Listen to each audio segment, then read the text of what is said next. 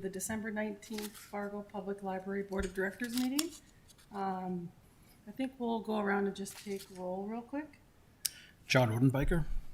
Wanda Minglecook. Jenna Reno. Kristen Schipper. Paul Jensen. And do we have anyone on the phone?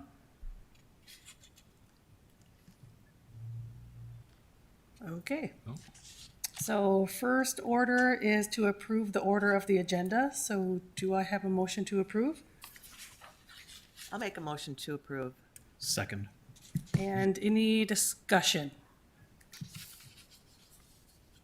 No? Okay. All in favor? Aye. Opposed? Alrighty. Moving on. Minutes of the November 21st meeting. So a motion to approve. I'll make the motion to approve. Second. And any discussion? Okay, all in favor? Aye. Aye. Opposed? Alrighty, so it is open for public comment, and I see no public. So we will move on to agenda item number 4, the staff report from Megan. Hello. We have a relatively short report for me this month. It's in your packet. I'll just give you some of the highlights. For next week, when the kids are out of school, we have a couple things going on. First is the Summer Sun and Fun story time, which seems like it's rubbing our faces in it a little bit, but there isn't snow, so it could be worse. So there's one on Tuesday at the main library and one on Thursday at Carlson. And then on Wednesday, they're having a Lego design contest. So they're encouraging kids to create a design at home, bring it in that morning, and then they'll be judging. And while there's judging, there will be activities and crafts and other things in the children's area. That one does require registration. So if anybody is interested in that one, they should sign up on our website. For adults, we are adding a session of casual crafters to the Carlson branch. That's an event that's been happening at our Northport branch for at least a few years now, once a month. It's just you get together and work on whatever crafting projects you're doing, whether you're crocheting or knitting or embroidery or whatever you want to work on, but with other people around. But we are going to start doing that at Carlson in January. We are also doing a temperature scarf kickoff event. So I don't know if you are familiar with temperature scarves, where you create a big blanket throughout the year based on what temperature it was that day in your location. And they turn out really cool. So they're showing people kind of what they are, how to get started on crocheting, and where to find the best information for that. And something else we are starting this next year is a year-long book challenge, where you can complete different qualifying reads throughout the year. And then at the end of the year, will be entered to win a prize. That will be on the Beanstack app, which we typically use for our summer reading program and our winter reading programs. But this one will go the whole year, and we'll have suggestions throughout the year of books you can use to fulfill each of the things. Does anybody have any questions for me? All right, thanks, Megan. Agenda item number 5, the director's report. Yes.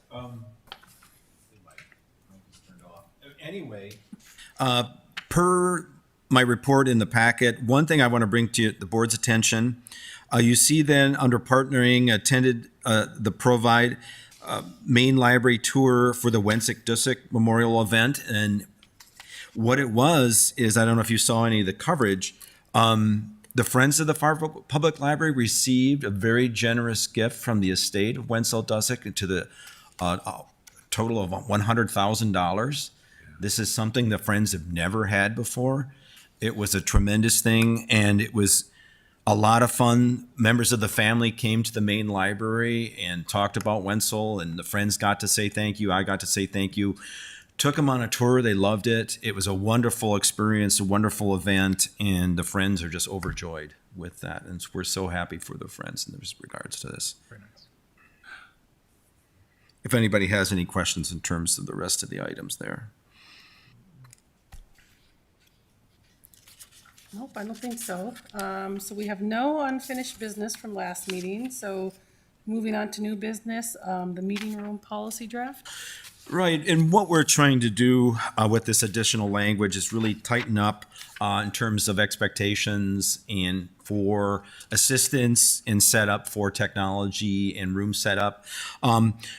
Most of the time, things are fine in that regard. You know, you run into situations where the individual calling in to reserve the room is not the person that shows up or the group that shows up for the room. And then there's assumptions made about who's going to be available to set up technology and what was available. No, we need this now and this kind of thing. It's just so everyone's on the same page on the front end about what they need and make sure that we can get what they need ahead of time. And so there's no last minute confusion about what's available and what should be set up. So it's just kind of tightening up that language within the policy itself. So I need a board motion and So a action on motion, regards. motion to approve. Oh, yeah, go ahead. I'll make a motion to approve the changes for the meeting room service policy as indicated. I'll second it. Okay, and any discussion?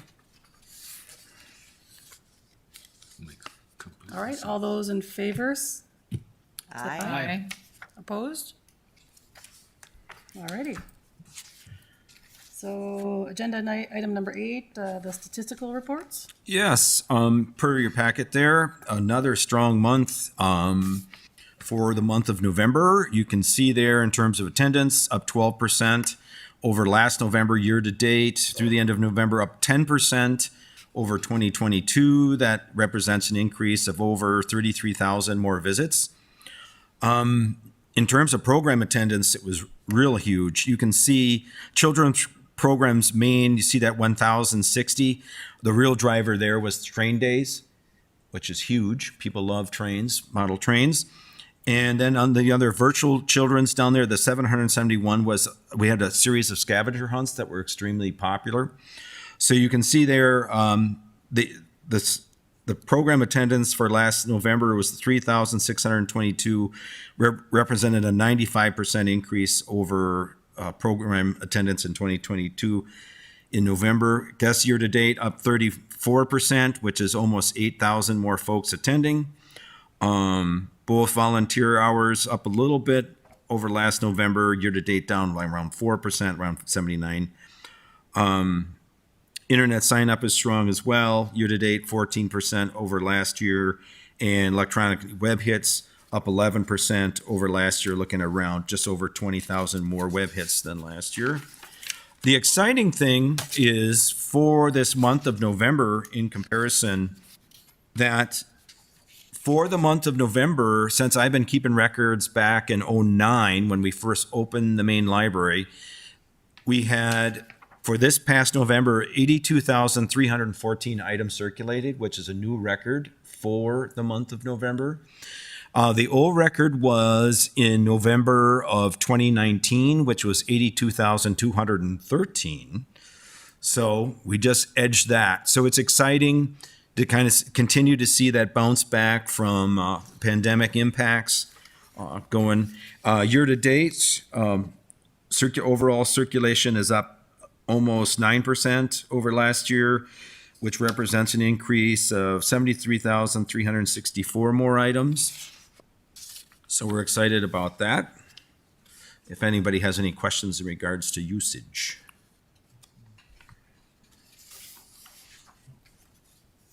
Or should I just move on to financials? Yes, please. Okay, looking at the donation summary on the revenue side, you see the unrestricted donations, 1,000 of that was a donation from an employee, Diane Wiesenborn. The other was a donation of $75 from a patron.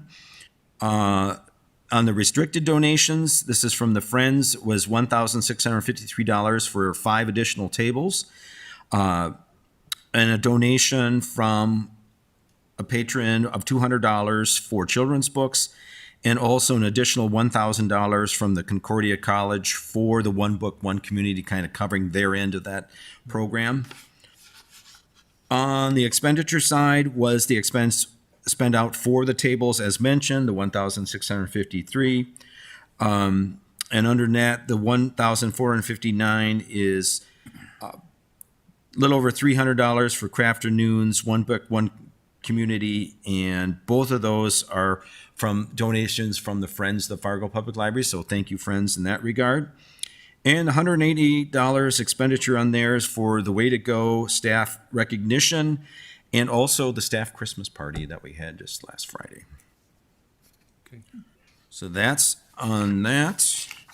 In terms of operating budget through the end of November, looking at 92% year lapse. As I said, we're just almost around 88% expended. Again, working within the parameters set by the city in terms of revenue issues. Overall revenue, you can see brought in year to date, just almost 30,000. Obviously, like I mentioned last time, we exceeded what we originally budgeted for 23, so we're doing good on that end. Any questions? All right, I don't think any questions, and agenda item number 9, Friends of the Library report. And I don't see any friends, so. They're just really happy and excited about the Dunsink So donation. will we see that donation next month, or is it delayed? It goes to the Friends, which is a separate Oh, goes to the 501c3. Friends. Okay. So it's not, it benefits us. It Okay. benefits the Fargo Public Library because they've been so generous, as you know, in terms of funding what we do. But it's good to see that they have, they've done a tremendous job. I mean, with those bookstores and just what they're able to do. But it's really nice that they got some recognition from a family. And it really is a trend. This is really a game changer for them. So we're excited. Generous. Wonderful. All right, our next meeting is January 16th, and unless there's any questions, we're adjourned. Thank you.